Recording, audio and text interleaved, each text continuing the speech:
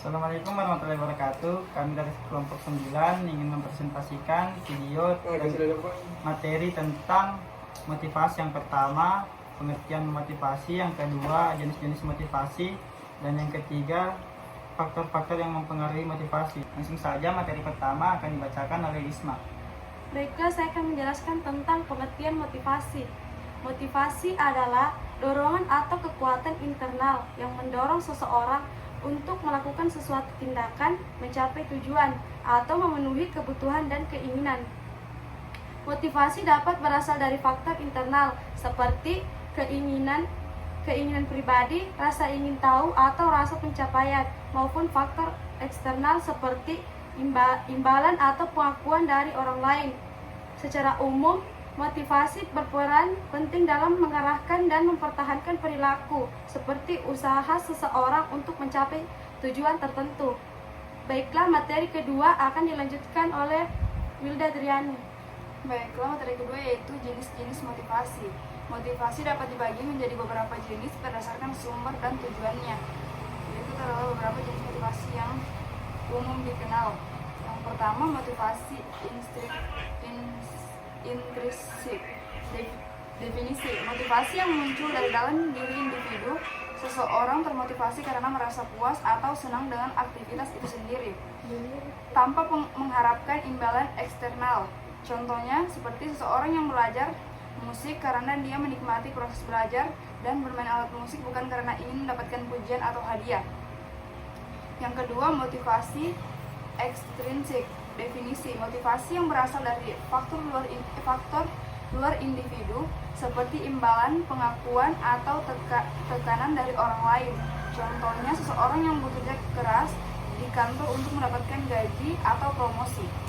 Yang ketiga yaitu motivasi positif.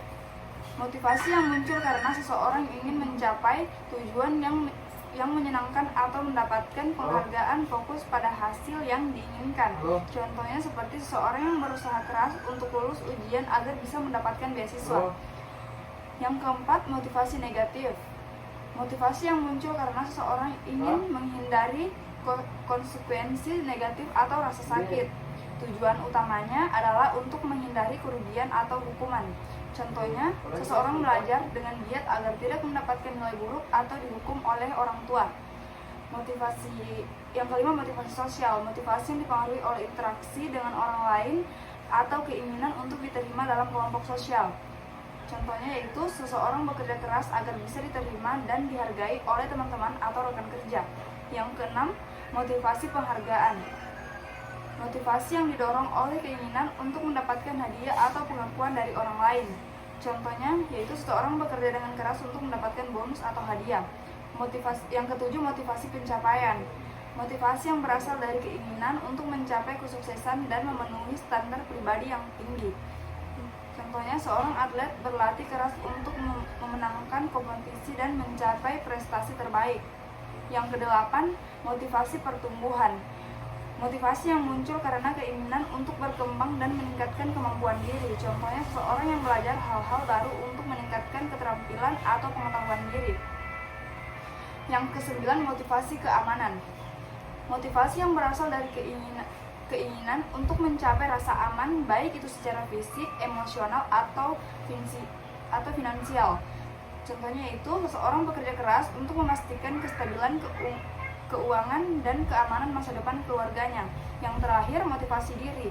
Kemampuan seseorang untuk memotivasi dirinya sendiri tanpa bergantung pada dorongan eksternal.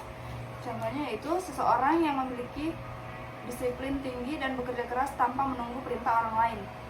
Baiklah, materi ketiga akan dilanjutkan oleh Fadil.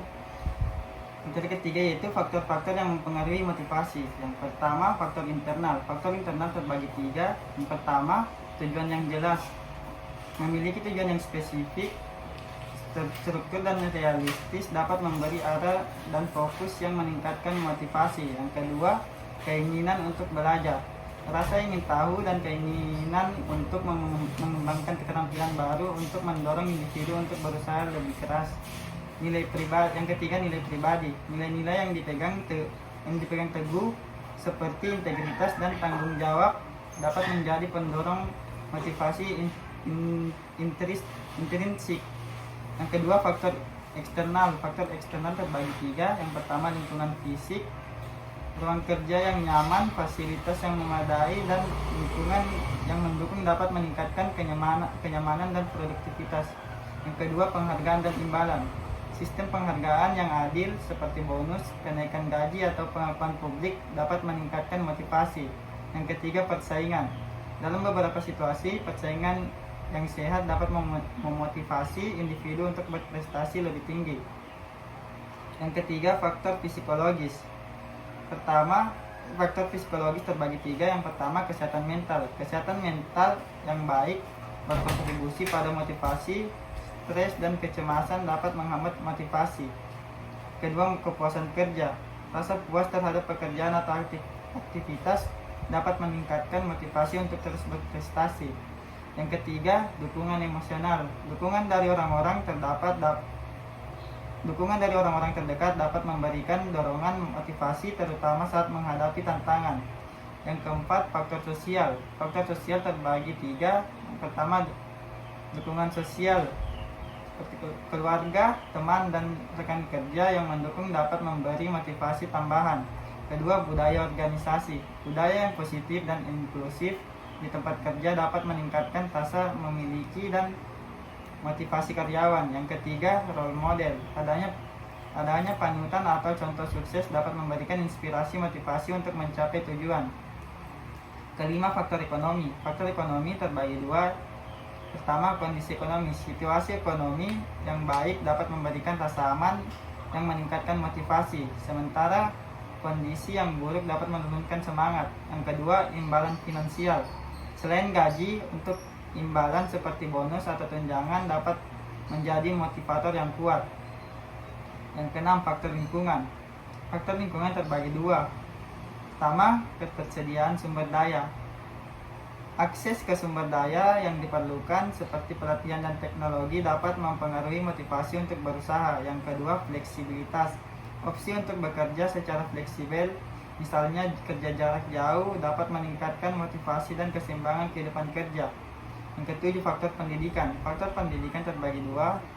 Pertama, kualitas pendidikan. Pendidikan yang baik dan pelatihan yang relevan dapat membangun kepercayaan diri dan keterampilan, meningkatkan motivasi untuk mencapai tujuan. Yang kedua, peluang pengembangan. Kesempatan untuk mengikuti kursus atau pelatihan dapat mendorong individu untuk terus belajar dan berkembang. Dengan memahami berbagai faktor ini, individu dan organisasi dapat menciptakan strategi yang lebih efektif untuk meningkatkan motivasi dan mencapai hasil yang diinginkan. Baiklah, kesimpulannya, motivasi adalah faktor utama yang mendorong individu atau untuk bertindak dalam mencapai tujuan. Baik motivasi intrinsik maupun ekstrinsik memiliki peran yang sangat penting dalam kehidupan. Memahami teori-teori motivasi dan faktor-faktor yang mempengaruhi motivasi akan membantu seseorang untuk lebih baik dalam mengelola motivasi diri dan orang lain, baik dalam pendidikan pribadi, dalam baik kehidupan pribadi, pendidikan maupun dunia kerja. Sekian video presentasi kami dari kelompok 9. Kurangnya mohon dimaafkan. Wassalamualaikum warahmatullahi wabarakatuh.